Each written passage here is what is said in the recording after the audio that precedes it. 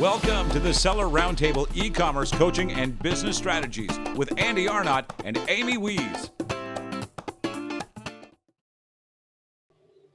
Hey, what's up, everybody? This is Andy Arnott with Amy Wees. And this is Seller Roundtable number 100. We get Mark Pecota on, our lucky 100th episode winner. Mark, welcome. Really? 100? Well, you're 100. It's pretty special episode So there. special. Yeah. Welcome, Mark. So, Mark, we always like to start out with a little background on you, just to get people to get your street cred, so they believe what you're saying. And also, we just want to know about you. So if you can tell us, as little or as much as you like, we like to go back to like where you were born, where you lived, your struggles, your past jobs, college, school, any of that fun stuff. Yeah, definitely. So I'm from San Jose originally. That's where I was born. And then, I mean, the big shift in my life really came when I moved down to San Diego. So that's actually where I'm at right now. Been down here since 2008, came down here to go to college. One of my friends when I was in high school, he went down to come visit first. And he said, hey, the girls down there are the most beautiful women I've ever seen. And by that point, I think I was a 17-year-old kid, I was pretty much sold. But anyway, so I went down to San Diego State, and I was actually really into music at the beginning. I don't know if you can even see in the background somewhere, but I have guitars hanging up and stuff, still am, but always thought I was going to be doing music as a career. Then I got really into electronic music. And there was a moment when I got into, it was my senior year of college, that I really had a big transition state where I remember I was actually at a show and I was looking up at the DJ and had this like moment of clarity where I actually couldn't see myself being living that life. And it was this really strange moment of clarity, I remember. But I went back home the next day and woke up and thought, you know what, I need to do something else. I'm going to my senior year of college.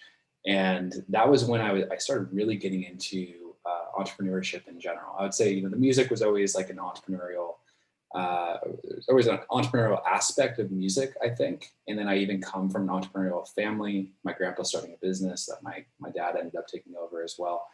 But I really got involved in something like all the entrepreneurial scene that was in San Diego, and San Diego State actually has done a great job facilitating that. So flash forward for my last year of San Diego State, I ended up getting a job at this place called eBoost Consulting, a company that still exists. And besides like really diving into the whole digital marketing world, the other best part about it was I met two of my current business partners that I still work with today. And I remember one of the guys, his name is Tom Dodorian. He's like, hey, instead of, going and getting a job, why don't we just try to do this digital marketing thing ourselves? I was like, all right, great. Where are we going to get clients? He's like, you know what? I actually have a lead right now. It's this law firm that used to be in my fraternity at UCSD.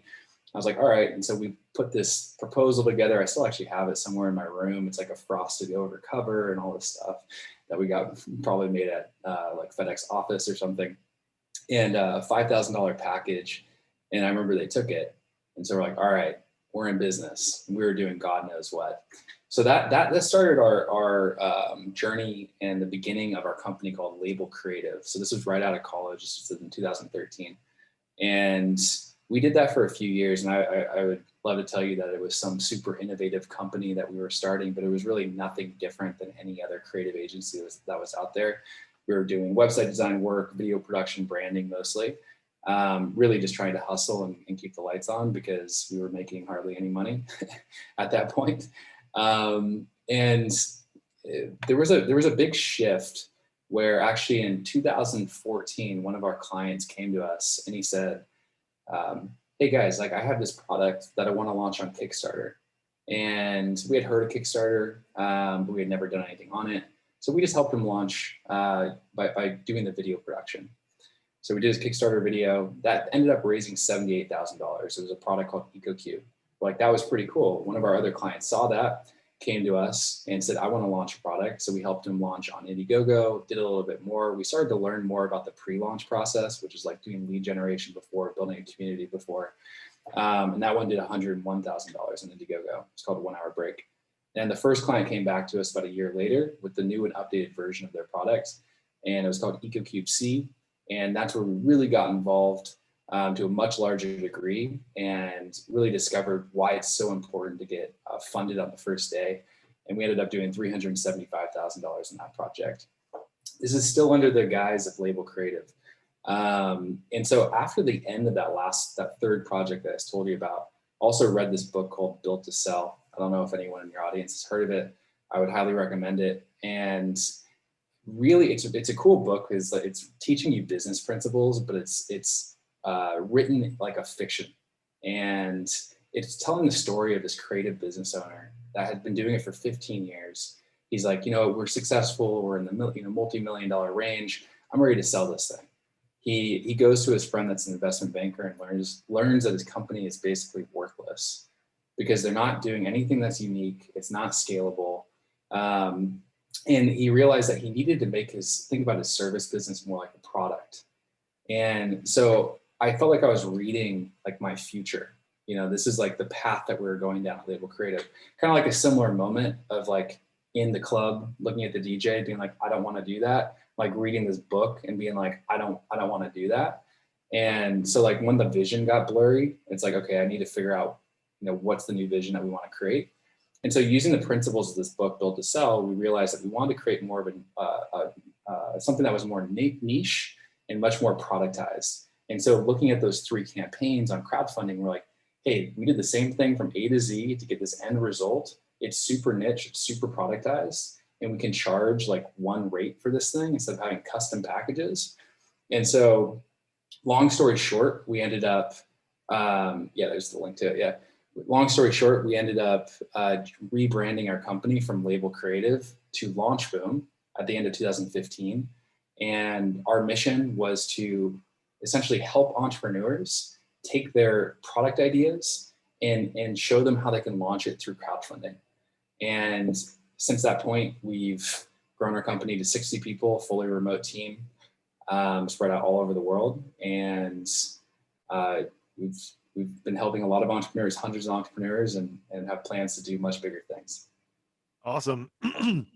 That was a extremely thorough backstory, and I love it. Usually people are a little bit shy and don't give us the whole shebang. So I appreciate that. My journey as an entrepreneur started when I was like 19. So if you ask me, I'd be like, how many hours do you have? Right. Yeah. But I love all of that kind of, the pivoting, the, failure or this thing's not working, because a lot of times in the Amazon e-com, digital products in general space, it's the Lamborghini dream, right? They see all the Lamborghini gurus and they think it's going to be just super easy. I can spend, a couple grand, I'm going to build this empire on Amazon and sell it for like millions in a few years. So I love to kind of hear more about the grind, to give people kind of the real story that, there's a lot of things out there that can help you. But it's going to be a grind, and the person's shoulders that you're going to have to stand on are your own. So I love that a lot.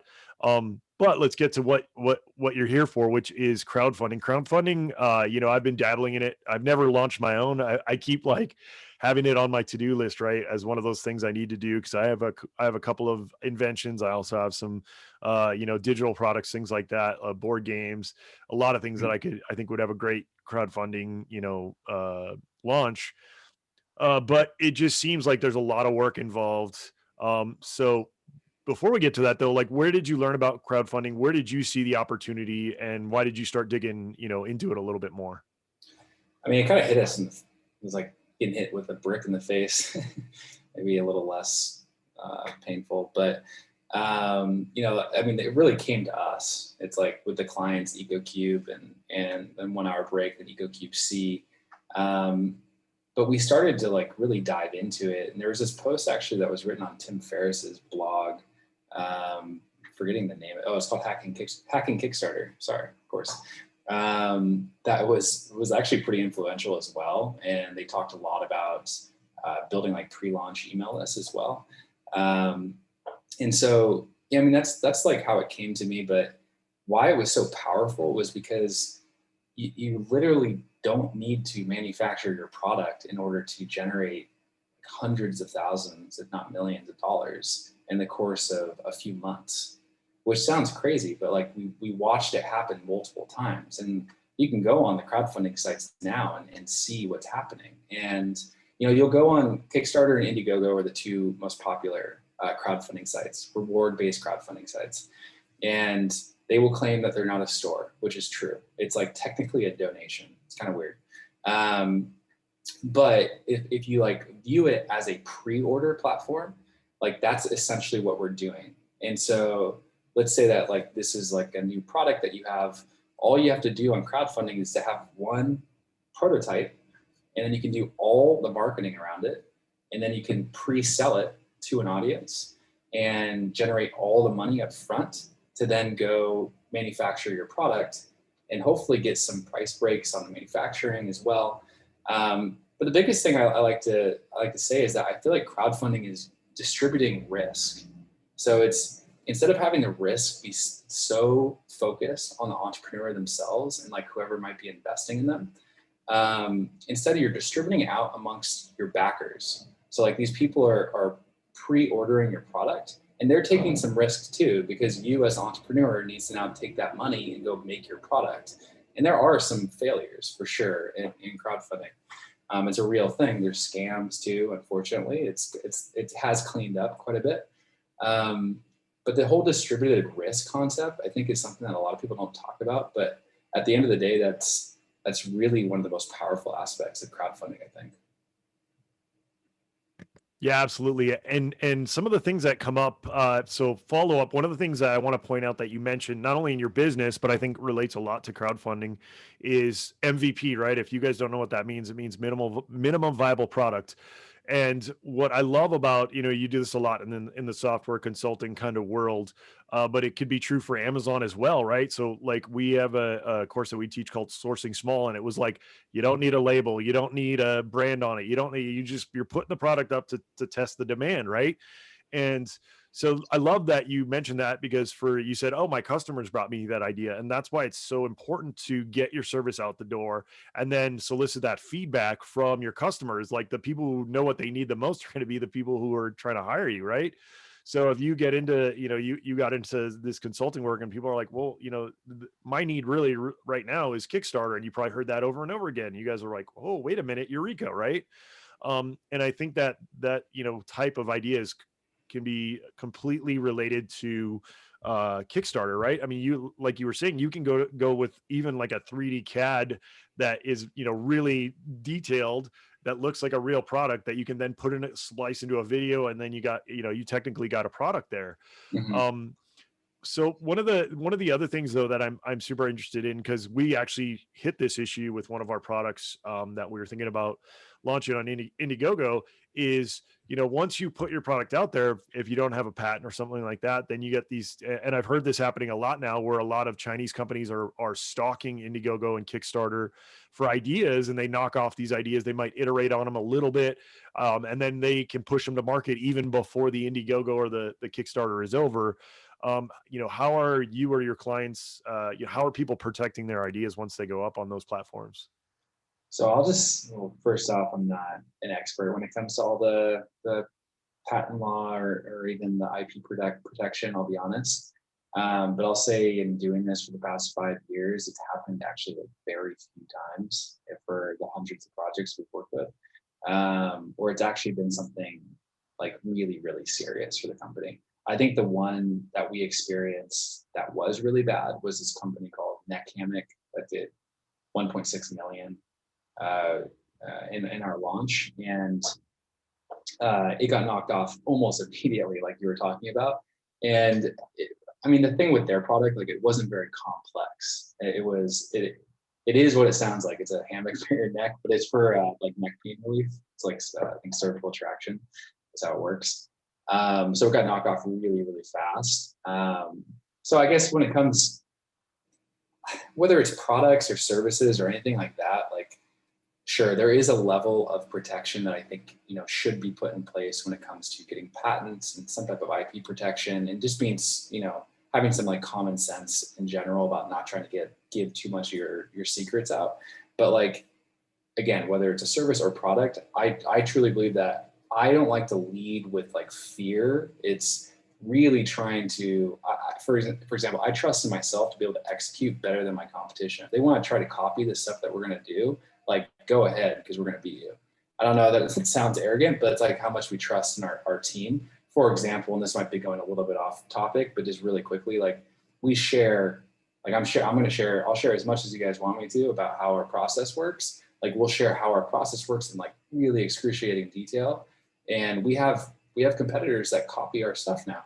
That's fine with me. Like, totally fine. I want to like spread that out. I think we're going to do it better.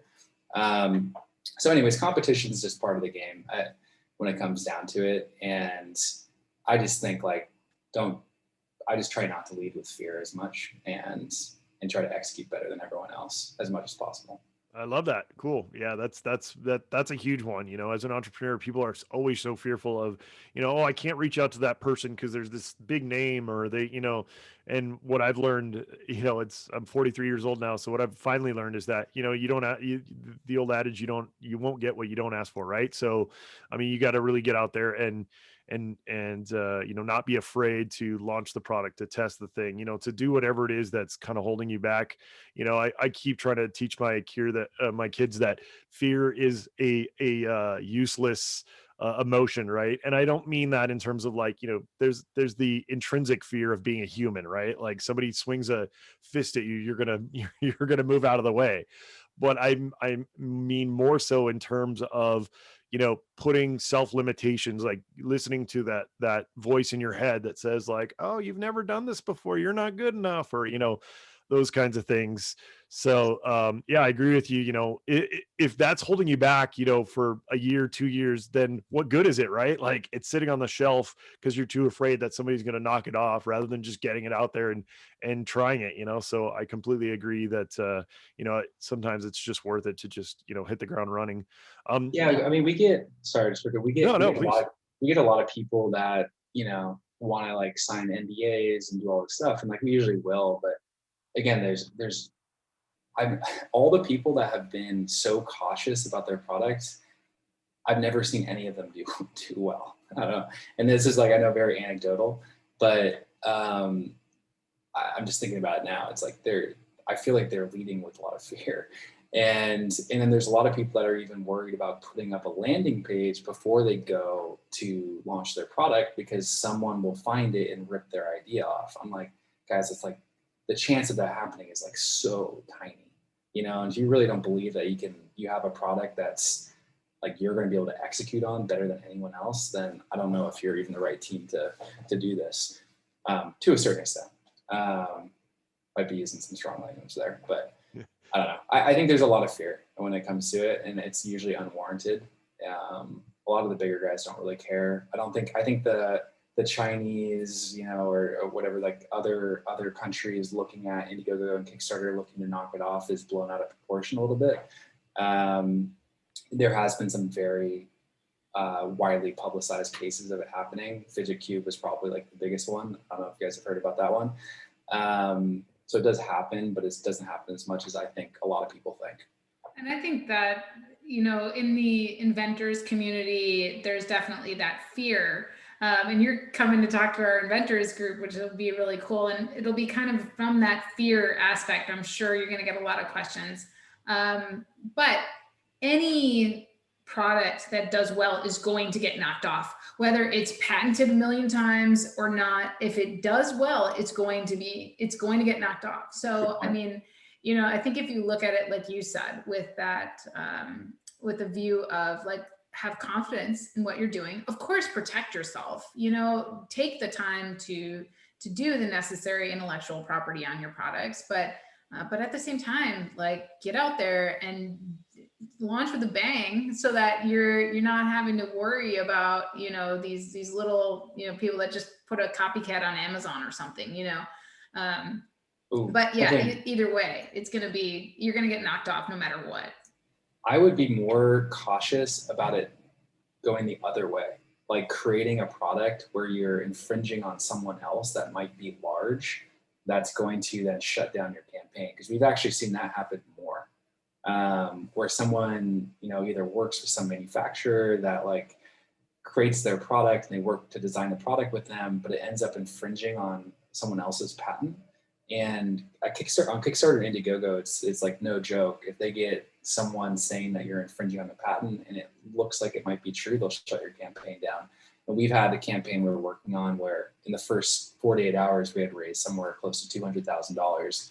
And without the creator knowing that he was infringing on a patent, the whole thing got shut down, lost all the money, all that.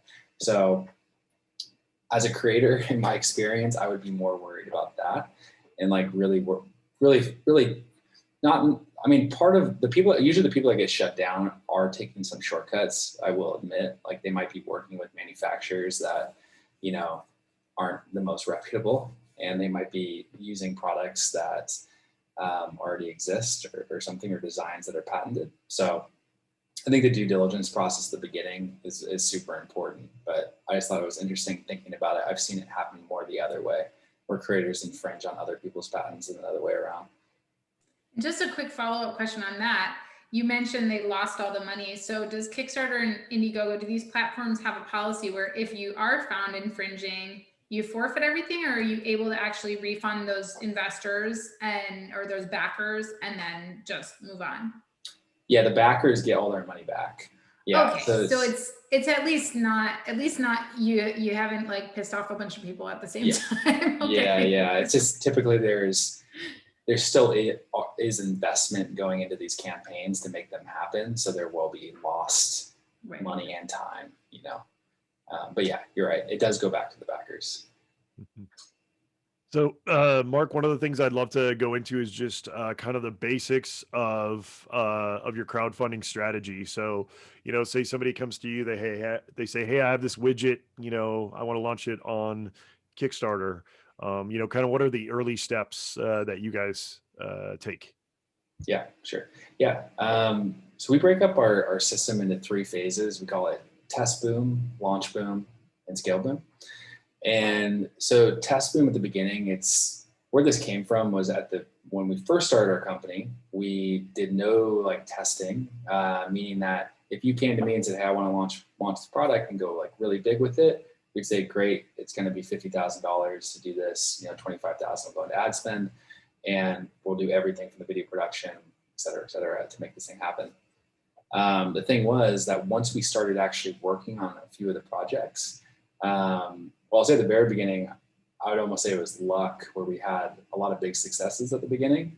And then we started to have some projects that would pay us that much money. And it became really apparent once we started advertising that it wasn't going to be a fun launch. There was a lot of challenges in getting this thing to really stick in the market. There wasn't really good product market fit.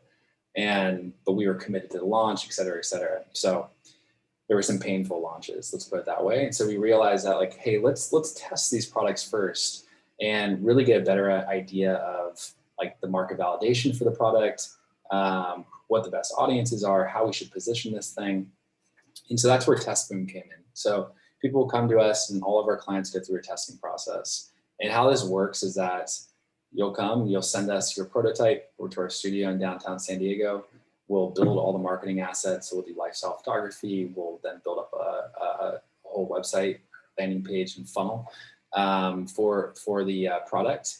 And then we'll do all the messaging around it, like how we should position it, and come up with different angles that we want to test and different audiences that we want to test. And then we start to drive, we do $3,000 in advertising on Facebook and Instagram down that funnel that we created. Now the funnel is like the most important part because it's broken up into multiple steps. The first step is that we're asking for their email address, so like lead generation. But where it really gets interesting is that on the second step of the funnel is where we say, hey, you're in. Now you can put down a $1 deposit to reserve the product when it launches. Okay, so, and the reason why they would do that is because they'll get the best discount that we'll offer by putting down that $1 deposit, more so than you would if you just gave us your email. And that's how you become a VIP, is what we call it. And so a lot of people ask us like, why $1? You know, what does that really show?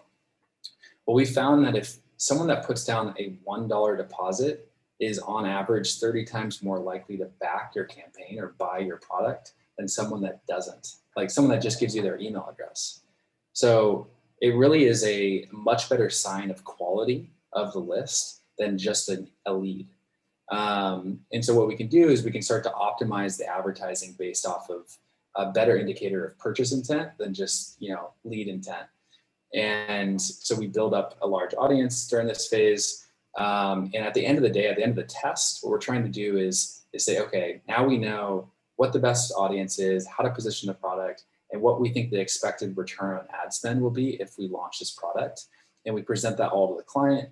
And then we make a decision whether or not we want to go into phase 2, which would be our launch boom phase, or if they want to, we will actually give them all the data and say, we think you might want to launch this yourself, because working with our agency, you're not going to make, the money that you want or the profit that you want on this campaign, is typically how it works. And so phase 2, the launch boom phase, is really just more of what we were doing in test boom. Is now we're just scaling it up. And so the general strategy of crowdfunding is that you want to build a community of people that want to buy your product before you actually go launch.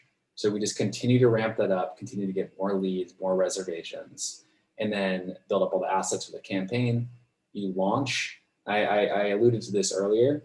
The first day is really important. It's actually our brand name of Launch Boom. What that means is to get funded in the first day. So we use that big list that we built. We send out an email on the first day. We get funded extremely quickly. What that does is it has lots of ancillary benefits where it shows credibility in the campaign. It boosts you up in the rankings on Kickstarter and Indiegogo as well. And people are like, well, why does that matter? Well, both of those platforms have tens of millions of unique visitors a month that are looking for cool stuff. Think about it like Amazon. Amazon's obviously on a way different scale, but it's a marketplace to a certain extent. And people they're early adopters. That's the segment that you're going after. And so on average, it's around like a quarter of all of the funding on a campaign comes from the platform itself. So think about that, like that big of a boost comes from the platform itself. But the thing is that you have to actually bring you have to drive traffic first and get it funded first for your campaign to tap into that traffic. So that's why it's really important to do all the pre-launch work to then have a big campaign funding and then to rise up in the rankings and then continue the funding from there. Thanks for tuning in to part 1 of this episode. Join us every Tuesday at 1 p.m. Pacific Standard Time for live Q&A and bonus content after the recording at sellerroundtable.com. Sponsored by the ultimate software tool for Amazon sales and growth, sellerseo.com and amazingathome.com.